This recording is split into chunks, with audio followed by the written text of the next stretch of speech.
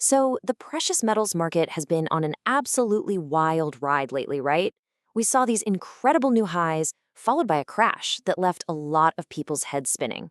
And now, of course, everyone is asking the same question: what in the world comes next?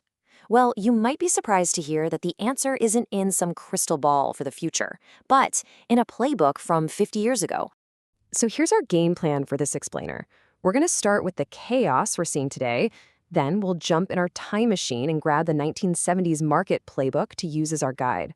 We'll lay out the crazy parallels between then and now, and then we'll hit on the one critical difference this time around, something we're calling the unsolvable debt trap. And finally, we'll see what this old map tells us is waiting just over the horizon.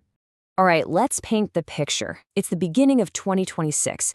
Gold and silver just went on this absolutely breathtaking run to highs nobody thought they'd see. It felt like the party would never end. And then, bam, January 30th. The music just stopped. The market crashed, and it left investors everywhere just staring at their screens wondering, wait, is it all over?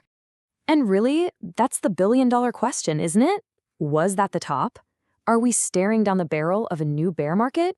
Or was this just a pause, a deep breath before something even bigger happens? You can just feel the uncertainty in the air. Sometimes to figure out where you're going, you have to take a long look in the rearview mirror. And for this situation, the best roadmap we have isn't from 2008.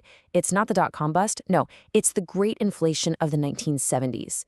Now, if you've always pictured the 1970s gold market as just a straight shot to the moon, well, think again. It wasn't one simple climb. It was way more like a dramatic three-act play, and it had a really brutal intermission right smack in the middle. So Act 1, from 71 to 74, that was the big opener. The dollar came off the gold standard, and boom, gold shot up 5 times. Then came that intermission, a totally gut-wrenching correction that just crushed everyone's confidence. But see, that was just setting the stage for Act 3, the mania. A full-blown panic out of the dollar that sent gold to heights that were just unthinkable at the time. And let me tell you, that intermission was a total bloodbath. Gold fell 50% from its highs. I mean, can you imagine the psychology of that? The sheer panic. Anybody who bought in late got completely washed out. The newspapers were basically writing gold's obituary. This wasn't just some dip. It was a violent, painful shakeout designed to scare every last person out of the market. But, and this is a huge but, for the very few people who understood the playbook, who held on through the pain, the reward was just staggering. That next wave, the Mania Phase, sent gold rocketing up 8.5 times from the bottom of that crash. And that's the whole point. The most explosive, life-changing gains came right after the moment of absolute maximum fear. Okay, so why are we digging up a 50-year-old market cycle? What does that have to do with us today in 2026? Well, because when you put the big picture economic conditions of the mid-1970s right next to today's, the similarities, they are just impossible to ignore. It feels like history isn't just repeating, it's rhyming. Very, very loudly. So, get this. This old playbook suggests that the brutal, confidence-shattering correction of 1975 is the equivalent moment to where we are right now. The first big wave is over, and that painful, confusing shakeout, it's just getting started. Let me show you the evidence. I mean, look at this. The parallels are just uncanny. Both eras have this stubborn, sticky inflation that just won't go away. In the 70s, the Fed kept doing the stop-go policy, flip-flopping all the time. Today, the Fed is trapped by something called fiscal dominance, which is a fancy way of saying government spending is so out of control that the Fed literally can't raise interest rates high enough without blowing up the whole system. Throw in major geopolitical conflicts and a deep, cynical distrust in our institutions, and you've got almost the exact same backdrop. But there is one area where history isn't just rhyming, it's practically screaming at us. And it's the single most important factor that makes today's situation potentially far more explosive than anything they saw in the 1970s. Yep, the one variable that changes the entire equation, the thing that can make this cycle so much bigger, is the absolutely astronomical level of government debt. And this isn't some minor detail. It completely rewrites the end of the story. And this chart, wow, this chart says it all.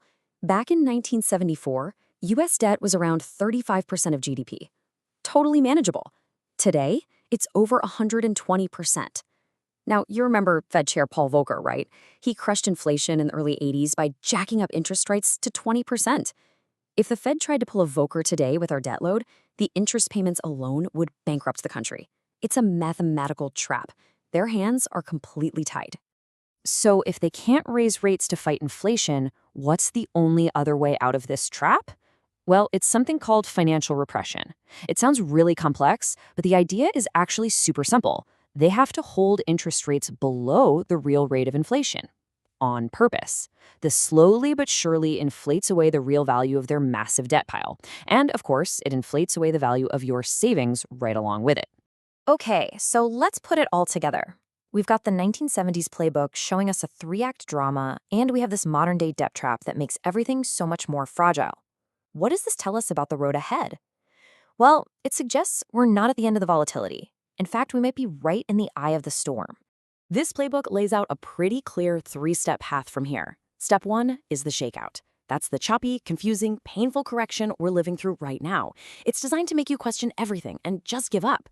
The trigger for the next phase, step 2, will be when the Fed finally has to give in, when they're forced to start printing money again to keep the bond market from collapsing. And according to this playbook, that event is what could unleash step 3, the final mania, a global stampede out of government currencies and into hard assets.